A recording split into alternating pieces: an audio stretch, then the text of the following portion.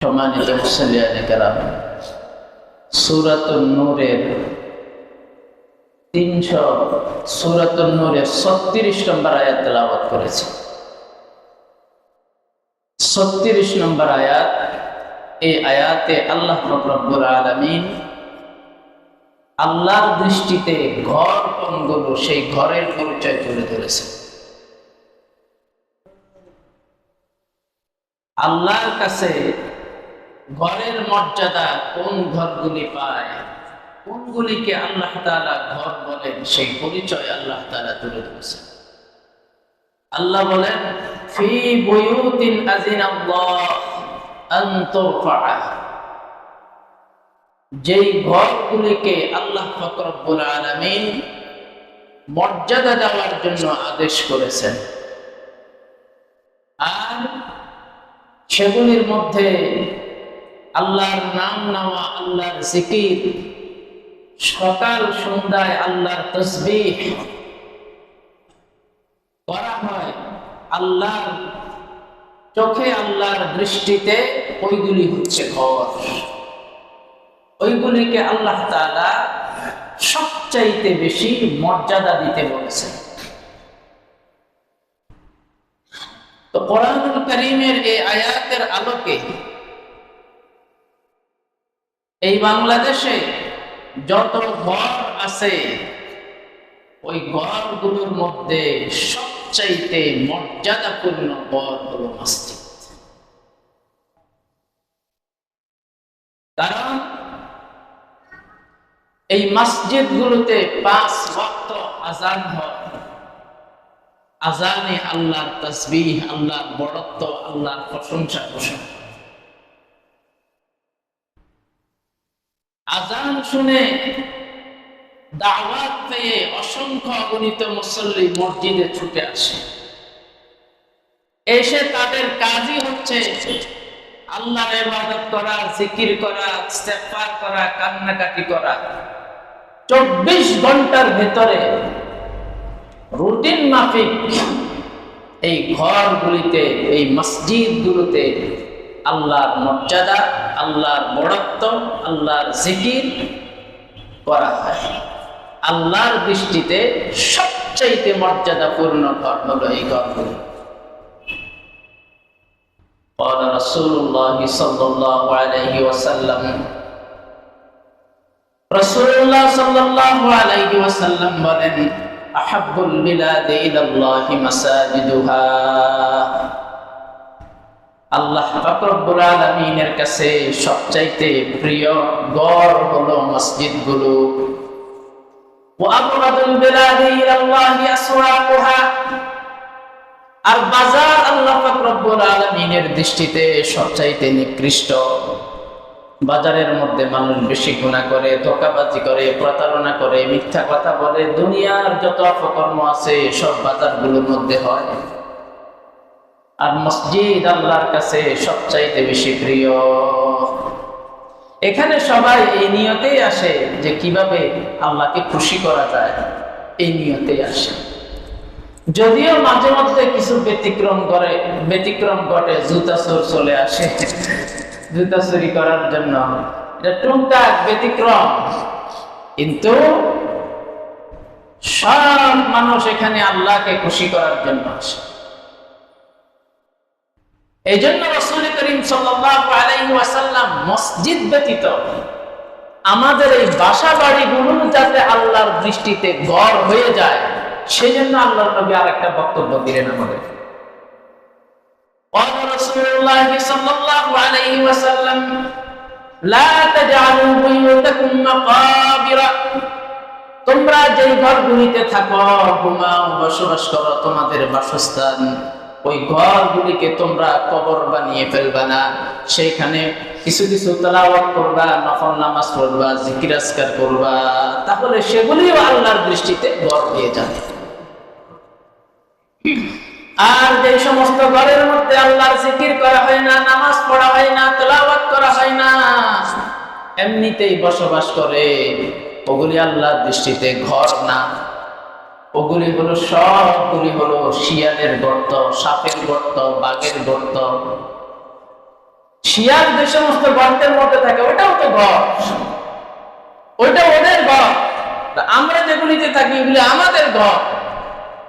এগুলিতে যদি আল্লাহর নাম, আল্লাহ নামাজ, কিছু তেলাওয়াত, কিছু জিকির, মা বোনরা যদি সেখানে নামাজ না পড়ে, একটা ভাষার সবগুলি যদি বেনামাজি হয়, তো সেটা শিয়ালের গর্ত, সেটা ঘর থাকে না আল্লাহর দৃষ্টিতে। আল্লাহ রব্বুল আলামিনের দৃষ্টিতে সবচাইতে মর্যাদাপূর্ণ ঘর হলো মসজিদগুলোর মধ্যে সবচাইতে মর্যাদাপূর্ণ ঘর এই মসজিদ। এই মসজিদকে আমাদের সর্বোচ্চ সম্মান দিতে হবে, মর্যাদা দিতে হবে। মসজিদে আসা, মসজিদে যাওয়া, মসজিদে অবস্থানকালীন সময়ে আমাদের অনেকগুলি বিষয় আমাদেরকে লক্ষ্য রেখে মসজিদে আসতে হবে। অবস্থান করাকালীন সেই বিষয়গুলি লক্ষ্য রাখতে হবে এবং চলে যাওয়ার সময়ও ওই বিষয়গুলি লক্ষ্য রাখতে হবে, যাতে করে আল্লাহ যে এই ঘরগুলোকে সর্বোচ্চ মর্যাদা দিতে আদেশ করেছেন, সেই আল্লাহর আদেশটা যাতে আমরা পালন করতে পারি। মসজিদে আসলে মসজিদে আসার কিছু আদাব আছে। আল্লাহর নবী মসজিদে আসার জন্য কিছু নির্দেশনা আমাদেরকে দিয়ে দিয়েছেন। যে সমস্ত নির্দেশনা, যে সমস্ত আদাব মসজিদের আল্লাহর নবী আমাদেরকে জানিয়ে গেছেন, তার মধ্যে একটা আদাব হলো যে নিয়ত শুদ্ধ করে মসজিদে আসা। কেন মসজিদে নিয়ত শুদ্ধ করে আসতে হবে? নিয়তেরও তো গরমিল হয়। তাহলে কিভাবে হয়? অনেক সময় ব্যতিক্রম ঘটে। একজন ব্যক্তি আপনাকে আবু বকর মসজিদের পাশে দাঁড়িয়ে ফোন করলো, আমি এখানে আছি। আপনাদের লেনদেনটা, কাজটা হচ্ছে দুনিয়াবি। তো সে আপনাকে বললো কি, আপনি মসজিদের ভেতরে বসেন, আমি আসতেছি। এবার সে আসলো, মসজিদের ভেতরে বসে আপনারা আপনাদের যে লেনদেন, কথাবার্তা সেটা সারলেন, তারপরে মসজিদ থেকে উঠে চলে গেলেন। তো এটা কি আল্লাহর জন্য আসা হয়েছে? এই জন্যই নিয়ত শুদ্ধ করতে বলেছেন।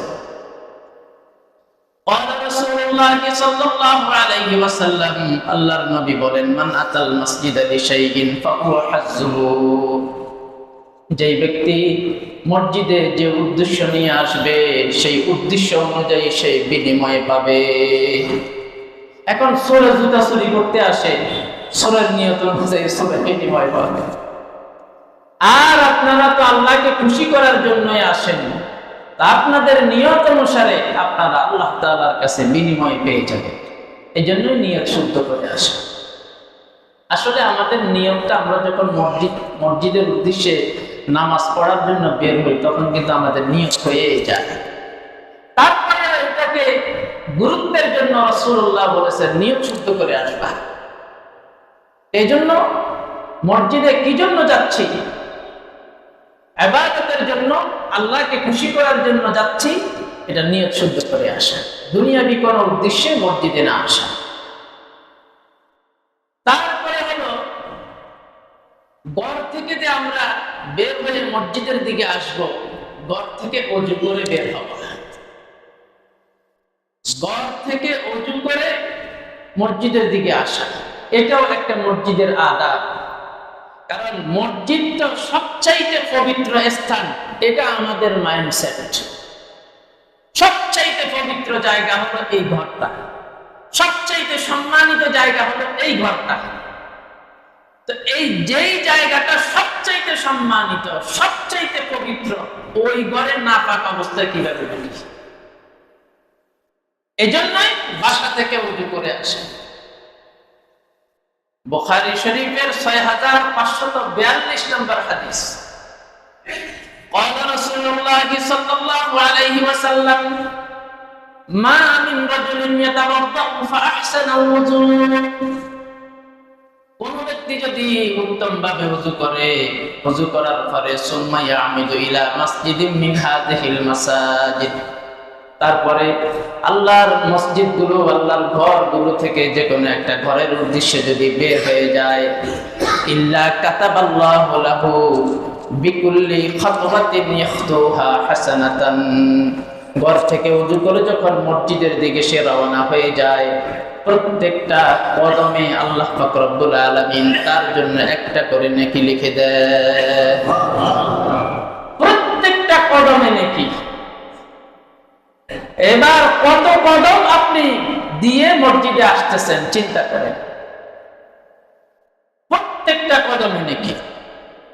ওয়ায়ারফাউ বিহা দারাজাতান, প্রত্যেকটা কদমে আপনার একটা করে মর্যাদা বৃদ্ধি করা হবে। সুবহানাল্লাহ। ওয়ায়াহুত্তু আনহু বিহা সাইয়্যাতান, আর প্রত্যেকটা কদমে আপনার একটা করে গুনাহ মাফ করা হবে। প্রত্যেকটা কদমে আপনার জন্য একটা করে নেকি লেখা হবে, প্রত্যেকটা কদমে আপনার একটা গুনাহ মাফ করা হবে, আপনার একটা মর্যাদা বৃদ্ধি করা হবে। সাহাবায়ে কেরাম বলেন, ওয়ালাকাদ রাআইতুনা ওয়া মা ইয়াতাখাল্লাফু আনহা ইল্লা মুনাফিকুন মা'লুমুন নিফাক। সাহাবায়ে কেরাম বলেন, আল্লাহর নবীর জামানায়, আমাদের জামানায় আমরা নির্দিষ্ট মুনাফিক ব্যতীত, একেবারে চিহ্নিত মুনাফিক ব্যতীত কাউকে মসজিদ থেকে পিছনে পড়ে যেতে, মসজিদে না আসতে দেখি নাই। শুধুমাত্র মুনাফিকরা মসজিদে আসতো না, মসজিদে আসতে পিছনে পড়ে যেত। মুনাফিক ছাড়া কোন মুসলমান মসজিদে আসতো না, জামাত ছাড়া নামাজ পড়তো না, জামাতের সহিতেই নামাজ পড়তো। মুসলমান মানেই জামাতের সহিত নামাজ পড়বে, মসজিদে আসবে। ইল্লা মারিদুন, অসুস্থ যারা, ওজরওয়ালা যারা, তাদের কথা বলতে। সাহাবায়ে কেরাম বলতেন, আমাদের জামানায় এটা করতো না। এবং ওয়ালাকাদ কানা রাজুলু ইউতা বিহি ইউহাদা বাইনা রাজুলাইন।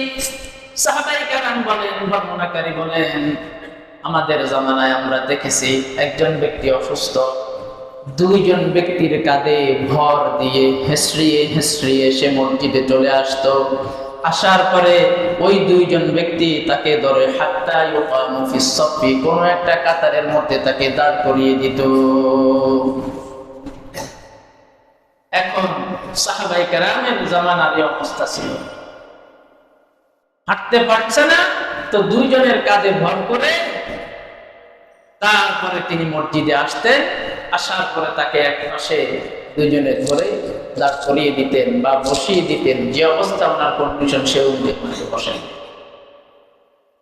তো মসজিদে আসার সময় ওযু করে আসা, যেহেতু এটা পবিত্র স্থান, যেহেতু এটা সবচেয়ে মর্যাদাপূর্ণ স্থান, আল্লাহ এটাকে সর্বোচ্চ মর্যাদা দিতে বলেছেন। তো এটার সম্মানের সাথে, মর্যাদার সাথে যাই হলো, যখন আপনি এখানে পবিত্রতার সহিত ঢুকবেন। আর অপবিত্রতার সহিত ঢুকলে এই মসজিদের, এই সম্মানিত ঘরের আদাবের খেলাফ, এটার মর্যাদার সাথে যায় না। আমাদের দেশের মানুষের এমনতো মানসিকতা আছে, আপনারা দেখেছেন কিনা, আমি তো চট্টগ্রামে পড়ালেখা করেছি, আমি দেখেছি। মাজারের মধ্যে ঢুকছে, কোথায়? মাজারে ঢোকার পরে গেছে, সেখানে বাবাকে তো মশারি টানানো থাকে, আপনারা দেখেছেন কখনো?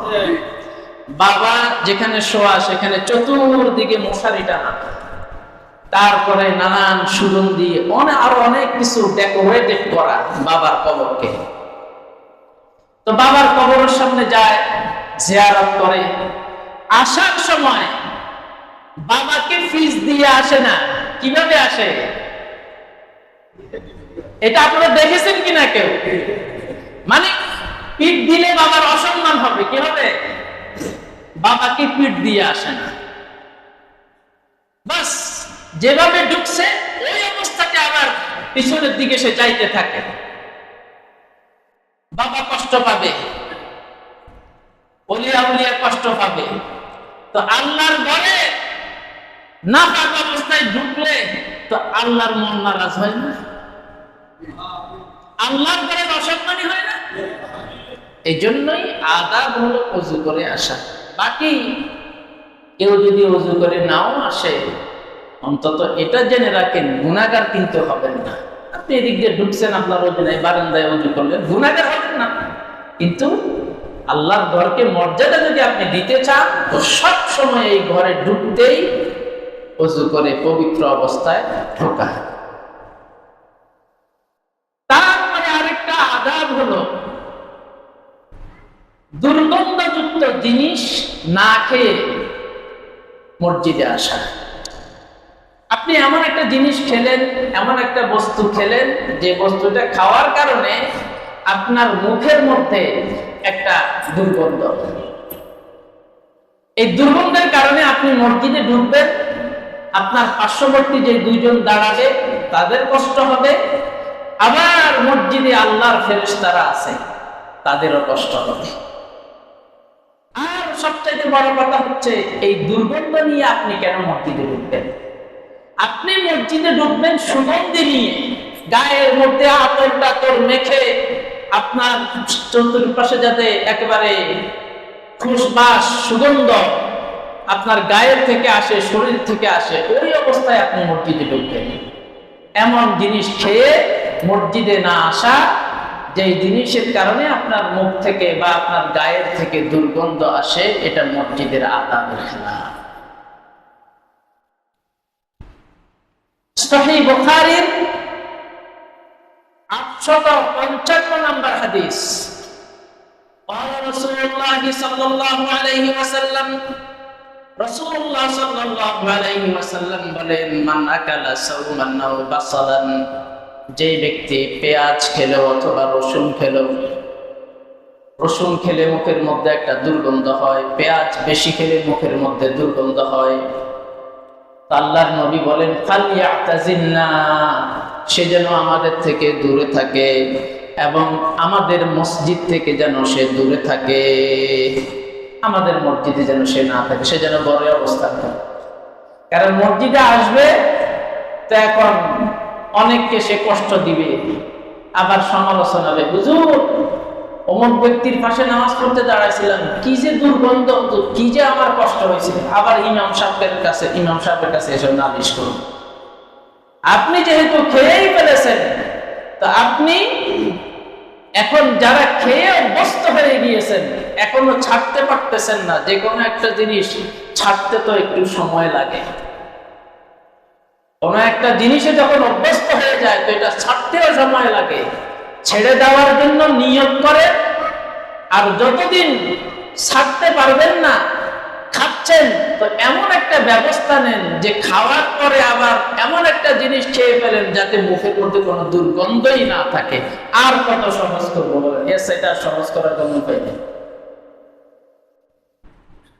যেহেতু আপনি খেতে অভ্যস্ত হয়ে গেছেন, আপনি খাওয়ার পরে মসজিদে আসার আগে এমন কিছু খেয়ে ফেলুন যাতে করে মুখের মধ্যে আর কোনো দুর্গন্ধ না থাকে, বাস আল্লাহর ঘরের মর্যাদা নষ্ট না হয়, কোন মুসল্লিরাও আপনার দ্বারা যাতে কষ্ট না পায়। এবং রাসূলুল্লাহ সাল্লাল্লাহু আলাইহি ওয়াসাল্লাম বলেন, মান আকালা হাযিহি শাজারা ফালা ইয়াকরুবান্না মসজিদানা, যারা এই সমস্ত ফলগুলি, রসুন, পেঁয়াজ, আরো দুর্গন্ধ জাতীয় যেগুলি আছে, এগুলি যারা খাবে, তারা যেন আমাদের মসজিদে না আসে। মসজিদে না আসার মানে আপনারা নিষেধ করে দিচ্ছেন? এটা বক্তব্য দিয়ে আপনাকে এটা বুঝাই দিলেন, উম্মাহ এটা ছেড়ে দাও। কারণ যেটার কারণে তুমি সবচাইতে মর্যাদার ঘর, সবচাইতে প্রিয় ঘর, পবিত্র ঘরেই আসতে পারো না, এটা তো তোমার জন্য দুর্ভাগ্যের। সুতরাং এটা তুমি ছেড়ে দাও। ছেড়ে যাওয়ার জন্য আল্লাহর নবী ছেড়ে দেওয়ার জন্য আহ্বান জানাই। তারপরে মসজিদে আসার সময় সুন্দর পোশাক পরিধান করে আসা, এটাও মসজিদের একটা আদব। আল্লাহ রাব্বুল আলামিন বলেন, খুযু যিনাতাকুম ইনদা কুল্লি মাসজিদিন, প্রত্যেক নামাজের সময়ে তোমরা যখন নামাজ পড়তে মসজিদে আসবা, তোমরা সাজসজ্জা গ্রহণ করে মসজিদে আসো, যেই পোশাকটা পরবে সেটা যাতে পরিষ্কার পরিচ্ছন্ন হয়, আর আরো সবচাইতে ভালো হয় আতর সুগন্ধি লাগায় যদি মসজিদের মধ্যে আসো। বিয়ে যখন খেতে যান তখন তো কত রকমের সাজগোজ করে, আপনারা অল্প সময়ের ভিতরে করে ফেলেন, নারীরা অনেক সময় ধরে করে। কিন্তু আবার আমাদের মা বোনদের বদ অভ্যাস আছে, নামাজ পড়তে গেলে যেই কাপড়টা, যে থ্রি পিসটা পরে তিনি রান্না বান্না করেছেন, ঘরের অন্যান্য কাজ করেছেন, অনেকেই আছে ওইটা পরে আবার নামাজ পড়ে ফেলে। নাপাক লাগে নেই তো, নাপাক লাগে নেই তো। নাপাক না লাগলে কি হয়েছে? কোন অনুষ্ঠানে যেতে যদি আপনার এই অবস্থা, এত সাজগোজ, এত কিছু, তা আপনার রবের সামনে আপনি দাঁড়াবেন, আপনাকে একটু সুন্দর করে পরিপাটি হয়ে ঢেকে ঢুকে আপনাকে দাঁড়াতে হবে না? এই জন্য আপনাদেরকে আমি আরো একটা তথ্য দিয়ে রাখি। ইদানিং বাজারে অত্যন্ত সুন্দর একটা জিনিস এসেছে, এটাকে বলা হয় সালাত খিমার। আলাদা নামাজের একটা খিমা এসেছে, ওইটা পরিধান করলে মাথা থেকে একদম পা পর্যন্ত এটা ঢেকে ফেলে, একদম হাতের এই 2 কবজি পর্যন্ত এবং পুরা ঢেকে ফেলে। ওইটা পরে যখন নামাজ পড়বে, যতক্ষণ নামাজ পড়বে ওইটা পড়বে, নামাজ পড়া শেষ তো এটা খুলে রেখে দিবে, তাহলে শরীরের কোনো অংশ দেখা যাওয়ার কোনো সম্ভাবনা নাই। আপনারা সকলেই আমাদের মা বোনদেরকে ওটা কিনে দেওয়ার চেষ্টা করবেন। সালাত খিমার মাত্র 1200 টাকা, 1300 টাকা দাম। তাহলে ওনার নামাজটা সবচাইতে পড়াটা সুন্দর হলো। মহিলাদের জন্য যে সমস্ত শর্ত সারাইত অনুযায়ী নামাজ পড়ার কথা বলা হয়েছে, ওই সালাত খিমারটা পড়লে সবগুলি শর্ত পালন হয়ে যায়। এটা অবশ্যই যাদের আছে আলহামদুলিল্লাহ, যাদের নেই তো এটা কিনে দেওয়ার জন্য আপনারা চেষ্টা করবেন। রাসূলুল্লাহ সাল্লাল্লাহু আলাইহি ওয়াসাল্লাম বলেন, যারা মসজিদে আসবে 2টা কাপড় পরিধান করে আসবে। 2টা কাপড় পরিধান করার মানে হলো পায়জামা পরবে, জামা পরবে। একটা কাপড় পরিধান করে মসজিদে না আসার জন্য রাসূলুল্লাহ নিষেধ করেছেন। অনেকে আছে না এমন, লুঙ্গি আর গেঞ্জি পরে চলে আসে। আবার অনেকে এমন আছে ট্রাউজার পরে আর গেঞ্জি পরে মসজিদে চলে আসে। তো এটা তো গায়ে দেওয়া কোনো হারাম না, এটা তো আপনার জন্য জায়েজ। কিন্তু সমস্যা যেটা হয়, মসজিদে এসে যখন আপনি ওটা পরিধান করে আসেন, সিজদার মধ্যে গেলে যখন টানা পড়ে, গেঞ্জিটা উপরের দিকে উঠে যায়, আবার ট্রাউজারটা একটু নিচে নেমে যায়, তখন বিশ্রী একটা দৃশ্যের অবতারণা হয়ে যায়। এই জন্যই জামা যদি পরেন আপনি, হাঁটু পর্যন্ত একটা কাটা পাঞ্জাবি যদি পরেন, তাহলে সিজদায় গেলে ওই ধরনের কোন অবস্থায় সৃষ্টি হবে না, কোন দৃশ্যেরই অবতারণা হবে না। এজন্য সব সময় মসজিদে জামা পরে আসার চেষ্টা করবেন। গেঞ্জি পরে আসা যদিও আপনার জন্য জায়েজ, আসলে গুনাহ হবে না, কিন্তু এটার দ্বারা তো আরেকটা সম্ভাবনা তৈরি হতে পারে। এজন্য এটাকে এড়িয়ে যাওয়া। জামা একটা আর কয় টাকা পায়? 200-250 টাকা 300 টাকা দিয়ে জামা পাওয়া যায়। 3-4টা জামা কিনে নিলে বাস, এক এক দিন এক একটা পরবেন। জামা পরে মসজিদে আসার জন্য চেষ্টা করবেন। আল্লাহ তাআলা আমাদেরকে এটা খেয়াল রাখার তৌফিক দান করেন। মসজিদে এসে আঙ্গুল না ফুটানো। অনেকে মসজিদে আসছে, এখন নামাজের অপেক্ষায় আছেন, তো নামাজের অপেক্ষায় থাকাকালীন বসে বসে এই আঙ্গুলের মটকা উনি ফুটাইতেছেন। قال رسول الله صلى الله عليه وسلم فلا يشبكن بين اصابعيه, যারা মসজিদে আসবে তারা যেন আঙ্গুল না ফুটায়।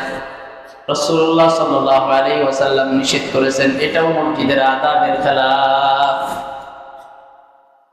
আপনি যখন ছাত্র ছিলেন, শিক্ষকের সামনে গেলে সোজা আপনি দাঁড়িয়ে ছিলেন, আমার স্যার।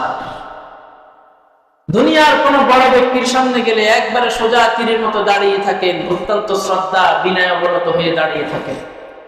তা আল্লাহর ঘরে এসেছেন, আল্লাহর সামনে আপনি আছেন, আপনি এখানে এত টালবাহানা, এত কিছু শরীর নাড়াচড়া, অযথা মোটকা ফুটানো, এগুলো কেন করবেন? এই জন্য এগুলি না করা রাসূলুল্লাহ সাল্লাল্লাহু আলাইহি ওয়াসাল্লাম নিষেধ করেছেন। এবং রাসূলুল্লাহ সাল্লাল্লাহু আলাইহি ওয়াসাল্লাম আরো বলেন, মসজিদে আসার সময় ধীরস্থির ভাবে আসবা, মসজিদে আসার সময় ধীরস্থির ভাবে আসবা। বুখারী শরীফের বর্ণনা, ক্বালা রাসূলুল্লাহ সাল্লাল্লাহু আলাইহি ওয়াসাল্লাম, ইজা সামি'তুমুল ইকামাতা, যখন তোমরা ইকামত শুনবে, ফামশু ইলাস সালাহ, তখন নামাজের জন্য তোমরা চলো।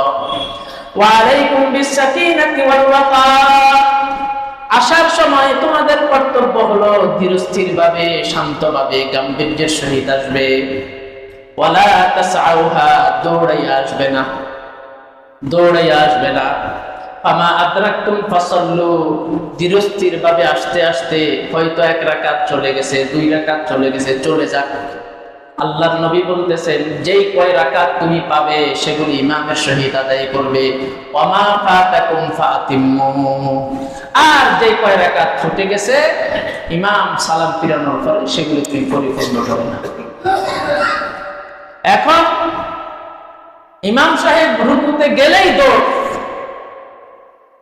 বা কেরাত শেষের দিকে আছে দৌড়, আর দৌড়াইতে গিয়ে মসজিদের গ্লাসের এই দরজা ঠাস ঠাস ঠাস ঠাস করে আওয়াজ। অনেক দিন থেকে নিষেধ করতেছি, অনুরোধ জানাইতেছি, বলতেছি, কাজ হচ্ছে না। আপনি নামাজ পড়তে এসে আল্লাহর নবীর এই নিষেধকে আপনি কেন ভঙ্গ করবেন? তো নিষেধ ভঙ্গ করলে কি সওয়াব হয় না, গুনাহ হয়? তো গুনার কাজ কেন করবেন আপনি মসজিদে এসে? আপনি সওয়াব কামাইতে আসছেন, এসে আপনি গুনাহ কেন কামাই করবেন? মসজিদে আসার সময় দোয়া করা, ঢুকতে আপনি দোয়া করবেন, বের হওয়ার সময় দোয়া করবেন, ঢোকার সময় আপনি ডান পা দিবেন, আল্লাহুম্মা আফতাহ লি আবওয়াবা রাহমাতিক, আর বের হওয়ার সময় আপনি বাম পা দিবেন, আল্লাহুম্মা ইন্নী আসআলুকা মিন ফাদলিক, দোয়া করবেন। এগুলি সব মসজিদের আদাব। এবং সামনের কাতারে বসা, মসজিদে আসার পরে সামনের কাতারে যদি ফাঁকা জায়গা থাকে সামনের কাতারে বসবেন। অনেকে সামনের কাতারে বসতে চায় না, এসে উনি পিছনে বসে থাকে, সামনের কাতারে বসে না। ক্বালা রাসূলুল্লাহ সাল্লাল্লাহু আলাইহি ওয়াসাল্লাম, লাউ ইয়ালামুন নাসু মা ফিন নিদাই ওয়াস সাফিল আউয়াল, প্রথম কাতারের মধ্যে কি পরিমাণ ফজিলত রয়েছে, মর্যাদা রয়েছে, সওয়াব রয়েছে, সেটা যদি মানুষ জানতো তাহলে লটারি দিয়ে হলেও মানুষ সামনের কাতারে বসার জন্য প্রতিযোগিতা করত, সামনের কাতারে বসবেন। এটাও মসজিদের আদাবের খেলাফ। নামাজ দাঁড়িয়েছে, সামনের কাতার পুরা না করে আপনি পরের কাতারে দাঁড়িয়ে গেলেন, বা দ্বিতীয় কাতারে অসম্পূর্ণ আছে ওটা পুরা না করে আপনি তৃতীয় কাতারে দাঁড়িয়ে গেলেন, অসুন্দর একটা কাজ আপনি করলেন। আর এভাবে ফাঁকা রেখে দাঁড়ানোটাও মাকরুহ। এই জন্য আমরা এটা খেয়াল রাখবো। আল্লাহ পাক রব্বুল আলামিন আমাদেরকে মসজিদের এই ঘরের এই মর্যাদা রক্ষা করার জন্য আমাদেরকে তৌফিক দান করুন। এরপরে হলো অনর্থক কথাবার্তা বলা। মসজিদের ভিতরে এসে অনর্থক কথাবার্তা থেকে বিরত থাকা। রাসূলুল্লাহ সাল্লাল্লাহু আলাইহি ওয়াসাল্লাম বলেন, মানুষ শেষ জামানার মধ্যে এমন একটা সময় আসবে যখন মানুষ মসজিদের ভিতরে এসে দুনিয়াবি কথাবার্তার আলোচনা লাগাইয়া দিবে। আল্লাহর নবী বলেন, আল্লাহ পাক রব্বুল আলামিনের বক্তব্য হলো তাদের ব্যাপারে, তাদের প্রতি আমার কোনো প্রয়োজন নাই, তাদের প্রতি আমি মুখাপেক্ষী না। আল্লাহ অসন্তুষ্টি তাদের প্রতি। হ্যাঁ, মসজিদের ভিতরে দ্বীনি আলোচনা হতে পারে, মাসলা মাসাইলের আলোচনা হতে পারে, 2-3 জন বসে কোন ধর্মীয় কোন বিষয় শিখতেছে, আলোচনা করতেছে, সেটা ভিন্ন বিষয়। এছাড়া দুনিয়াবি আলাপ আলোচনার জন্য এখানে এগুলা না করা, এগুলা থেকে বিরত থাকা। আর ঢুকার পর পরেই আর একটা আদাব হলো 2 রাকাত নামাজ পড়ে ফেলে ঢুকার সাথে সাথে। قال رسول الله صلى الله عليه وسلم, আল্লাহর নবী বলেন, ইজা দাখালা আহাদুকুমুল মাসজিদা, যখন তোমাদের কেউ মসজিদে প্রবেশ করবে, ফালইয়ারকা রাকাতাইন ক্বাবলা আন ইয়াজলিসা, বসার পূর্বেই যাতে সে 2 রাকাত সালাত পড়ে নেয়। এটাকে তাহিয়াতুল মসজিদ বলে। আমাদের দেশের মানুষের মধ্যে এটার আমল একেবারে দুর্বল অবস্থায়, একেবারে দুর্বল অবস্থায়। তো এই আমলটা অন্তত আমাদের এই মসজিদে আমাদের সকলকে মজবুত ভাবে আঁকড়ে ধরার তৌফিক দান করুন।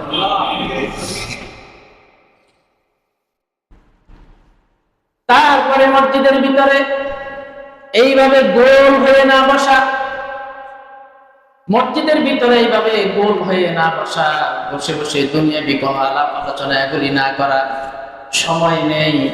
আমি আপনাদেরকে হাদিসের রেফারেন্স দিচ্ছি না। তারপরে মসজিদের ভিতরে জুমার দিন আরো একটা আদাবের খেলাফ ঘটনা ঘটে, সেটা হলো অনেকেই আছে পিছন থেকে আরেকজনের কাঁধের উপর দিয়ে সামনের দিকে চলে আসে, পিছন থেকে আরেকজনের কাঁধের উপর দিয়ে অতিক্রম করে সামনে চলে আসে, এটাও আদাবের খেলাফ।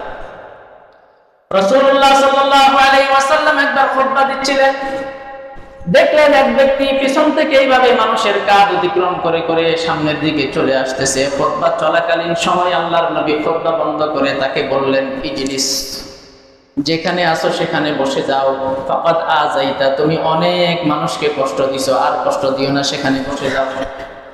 সুতরাং ঢুকলেই সামনের দিকে যদি মানুষ ভর্তি থাকে তো সেটাকে মানুষের কাঁধ দিয়ে অতিক্রম করে সামনে না আসা, যেখানে জায়গা খালি আছে সেখানে বসে যাওয়া, এটাও একটা আদাব মসজিদের, এটাও একটা ভদ্রতা। স্থান নির্ধারিত না করা, এটাও মসজিদের একটা আদাব। আপনি প্রতিদিন এক জায়গায় বসতে হবে, এটা কোনো আপনার উপরে আল্লাহ তাআলা ফরজ করে দেয় নাই। আপনি জায়গা পেলে বসবেন, আপনি যদি প্রতিদিন এসে জায়গা পান তো প্রতিদিনই এখানে বসবেন, জায়গা না পেলে আপনি যেখানে জায়গা পান সেখানে আপনি বসবেন, স্থান নির্ধারিত না করা। قال رسول الله صلى الله عليه وسلم, রাসূলুল্লাহ সাল্লাল্লাহু আলাইহি ওয়াসাল্লাম নাহা আন নাকরাতিল গুরাব, আমাদেরকে রাসূলুল্লাহ সাল্লাল্লাহু আলাইহি ওয়াসাল্লাম কাকের মতো ঠুকরিয়ে ঠুকরিয়ে নামাজের রুকু সিজদা করতে নিষেধ করেছেন। মানে হচ্ছে তাড়াতাড়ি করে রুকু সিজদা করতে নিষেধ করেছেন। আর ওয়া ইউয়াতিনার রাজুলু আল মাকানা, মসজিদের মধ্যে কোন ব্যক্তি নির্দিষ্টভাবে কোন স্থান নির্দিষ্ট করে নেওয়ার জন্য নিষেধ করেছেন, এটা কেউ করবে না, এটা থেকে রাসূলুল্লাহ নিষেধ করেছেন। আল্লাহ পাক রব্বুল আলামিন যেই কথাগুলি আমরা আলোচনা করলাম এগুলি আল্লাহ আমাদেরকে পালন করার তৌফিক দান করুন। কেন এই মসজিদের এই সম্মান রক্ষা, মর্যাদা রক্ষার এই আলোচনাটা নিয়ে আসলাম? যে অনেকে ইদানিং অভিযোগ করতেছেন যে মসজিদে বেশি কথাবার্তা হয়, বেশি শোরগোল হয়, হ্যাঁ, অন্যান্য মসজিদে হয় না, সেখানে শান্ত ভাব থাকে, এখানে একটু অশান্ত ভাব থাকে। চিন্তা করলাম যে আপনাদেরকে এগুলি জানিয়ে দিই, আপনারা আমলের মধ্যে নিলে মসজিদের পরিবেশটা সুন্দর হবে। এই জন্য আপনাদেরকে জানিয়ে দিলাম। আল্লাহ পাক রব্বুল আলামিন আমাদেরকে এই আল্লাহর ঘরের মর্যাদা রক্ষা করে মসজিদে আসা এবং যতক্ষণ থাকবো ততক্ষণ থাকা এবং আদাবের সহিত মসজিদ থেকে বের হয়ে যাওয়ার আমাদেরকে তৌফিক দান করুন।